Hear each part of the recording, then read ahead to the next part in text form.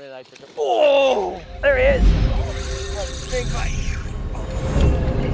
Oh, he destroyed that. This guy smashed on the wood chopper with a big peacock. Not sure how big, but he destroyed that. Went straight back into the trees, was pulling drag the entire time, and that's why he fished 65-pound braid here.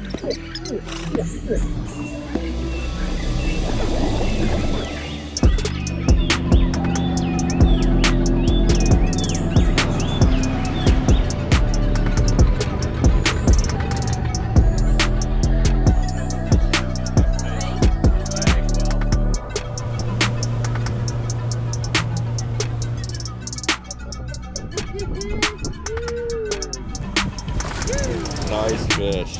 Yeah, baby.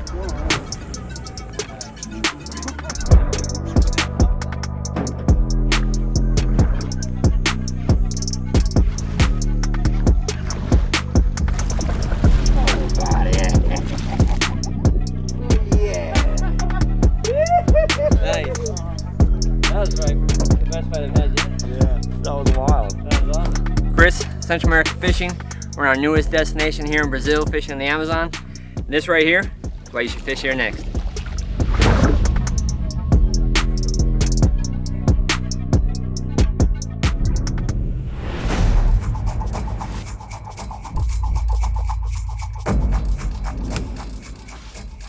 We're here in beautiful Manaus, Brazil to show you the start of our very first fishing destination in South America.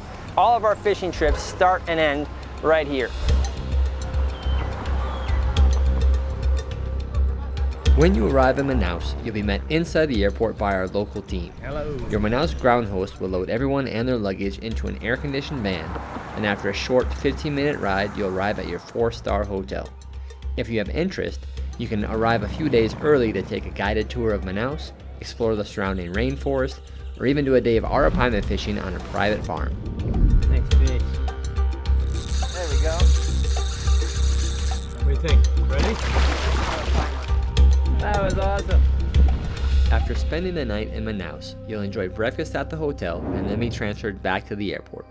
You'll begin your journey into the Amazon with a short 1-hour private charter flight to meet the mothership.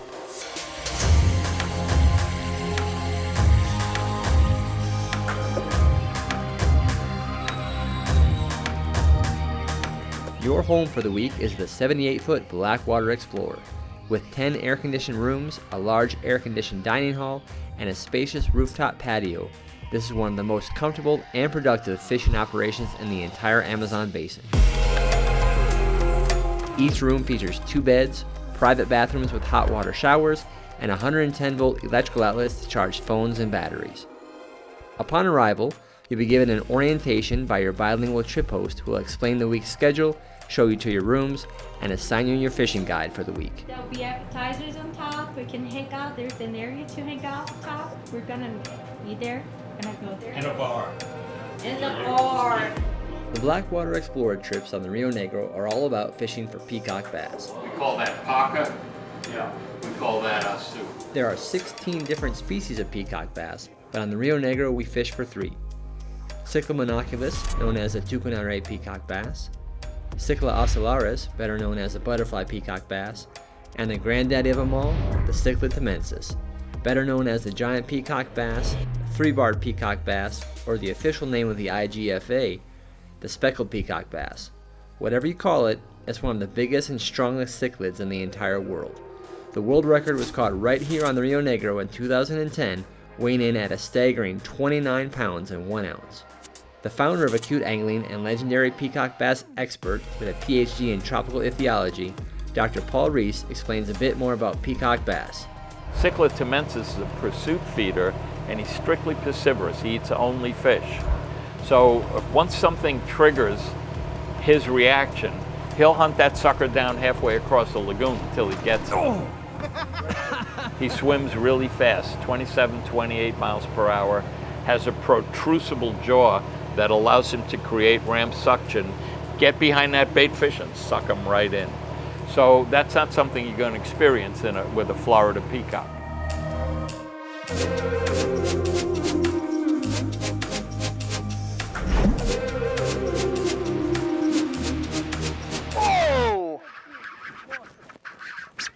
Monstro, he says.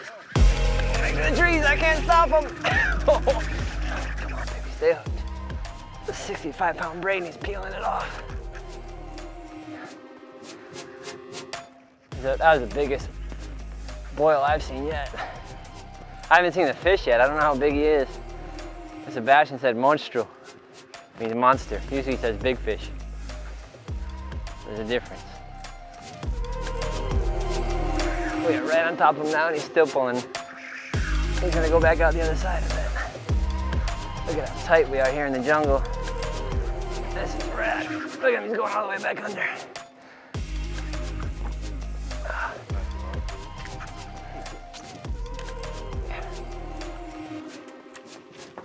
What a fight. Look at that. Wow. Look at that fish. So this fish right here is exactly why we expanded into Brazil. We're here fishing deep in the Brazilian Amazon on the Rio Negro, chucking topwater wood choppers, and this giant 20-pound beast came up and smashed it, peeled off 65-pound braid into the trees, took us around the tree into a hole, had to pass rod under the roots, back out the other side, and we finally got him. So just revive him a bit, gonna release him, and live to catch him another day. What an absolute beauty.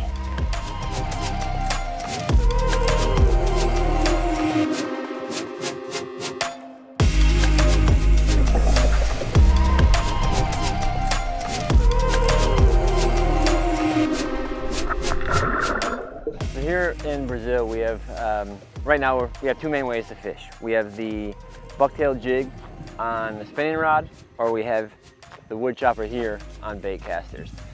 The general idea is the bucktail jigs, you're going to catch about 70% of the fish we catch here. You're going to catch a lot of numbers. They tend to be smaller fish, although the big fish can and will hit it. They tend to be smaller fish. Yesterday, for example, we had one boat that caught over 120 fish fishing the jigs all day. 120 fish in one day. Oh, captain just got hooked up. The other way is the wood chopper, which is completely surface, completely visual. These tend to attract less numbers, but bigger fish. So if you're after that, 10, 15, 20-pound peacock, this is the way to do it. It's incredibly visual, incredibly fun, because it's all surface strikes and they're violent. They're not coming to check it out. They're either coming to eat it or protect their babies. And either way, it's a ferocious bite. It's fast, it's strong, and it's incredibly exciting.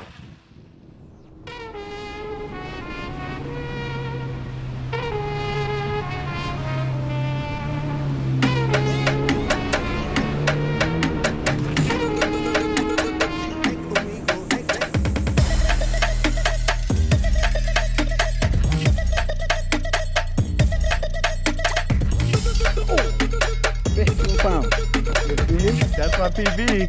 Let's go. But the other thing about fishing here is that we're fishing for peacock bass, which are cichlid, but because there's so much structure, because they fight so hard, because they have a pretty bony, sharp mouth, we're actually using 65-pound braid, which they double. So 65-pound braid with no leader, and these fish still give you a run for their money. And sometimes you have to cast to the same spot a few times because the peacocks here, they'll crush this lure not only because they're trying to eat it, but also when they pair up for the season, it's the male peacocks that actually protect the babies.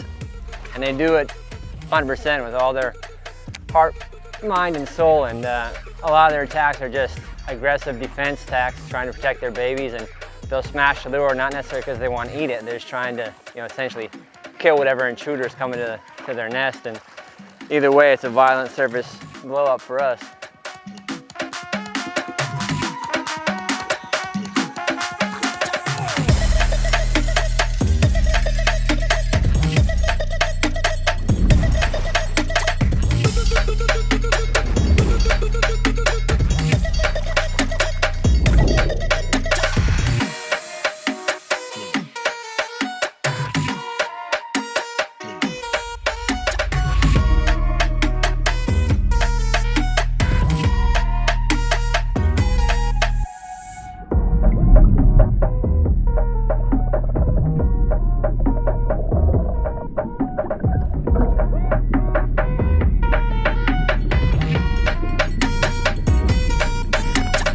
halfway through our trip. We're gonna take a little change of pace. Instead of the jigging with the spinning rods or the chucking lures with the bait casters, we're gonna try a little fly fishing. There's just simply so many fish and so many hours spent on the water.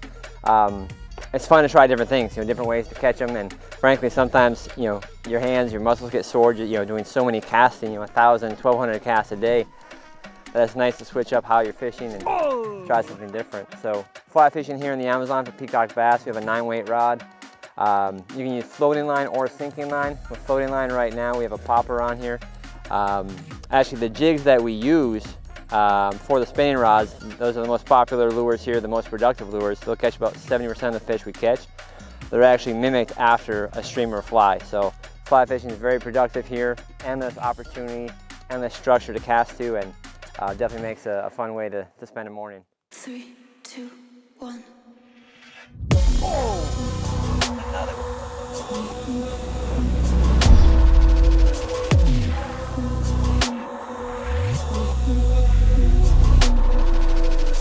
Oh, another goodie.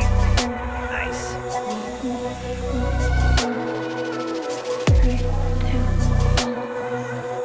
3, 2, 1. 3, 2, 1. And catfish! This is like it. Hey, that's not a bad fish. Catfish! Nice fish! Woo-hoo! The honey hole.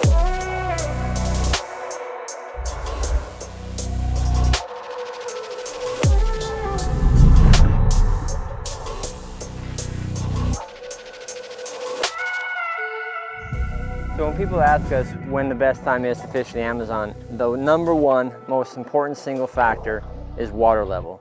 It's nothing to do with moon phases. Obviously there's no tides here. The number one factor is the water level. It's hard to believe, but the water level here can actually rise as much as 30 to 40 feet. As you can see, we're in the Rio Negro, and as that name implies, black water. It's black from all the tannins and acids in the water that obviously come from all the foliage and the flora here. But as you can see on this tree, a lot of the trees here have a black line. That's how high the water gets in the peak of the rainy season. When it gets that high, obviously this entire area is flooded, and it's of course impossible to find fish.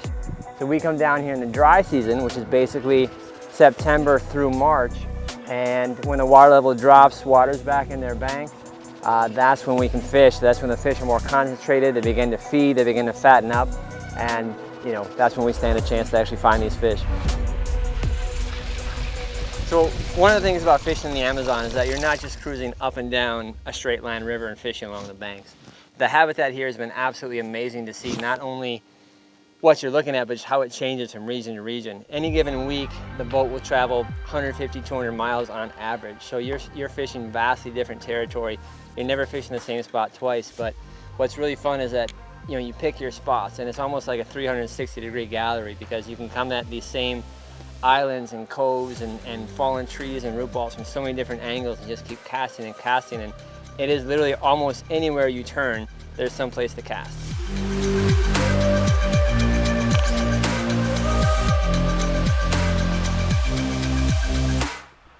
So what do you consider a good day of fishing? How many fish? Me? Yeah. 400. 400 is a good day? Yeah. One day. Acute Angling has been fishing for 27 years. Our guide Sebastian has been here the entire time for 27 years. And one thing that amazes me is that when we see a big fish, a 10-pound fish, they get excited as you do. I mean, he's been fishing 27 years, 6 or 7 months a year. He's been out here thousands of days, and they still get excited as we do.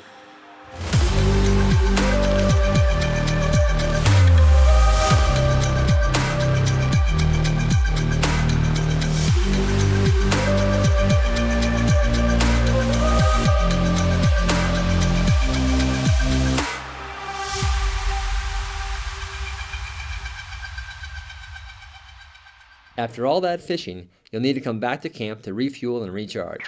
At the end of each day, you'll be greeted with pictures of cold caipirinhas, delicious appetizers, and stunning Amazon sunsets. Your week on the Blackwater Explorer is fully all-inclusive, so all meals and a full open bar are part of the package.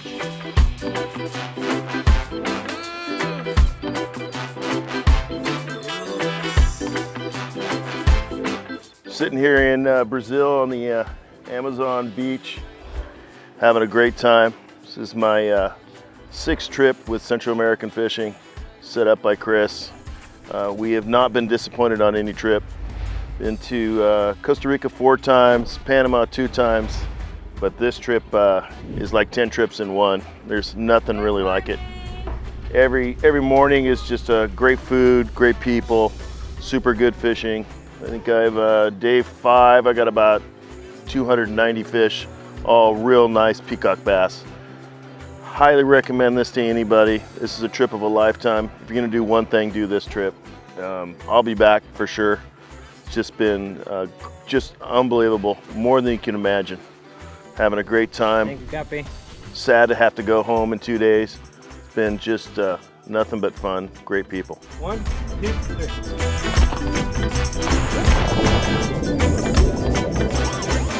We hope after watching this, we've given you a pretty good idea of what it's like to spend a week on the Blackwater Explorer here on the Rio Negro in Brazil. Private rooms with air conditioning, private bathrooms, great food, great service, incredible wildlife, visits to indigenous villages, and of course some of the world's best tropical freshwater fishing.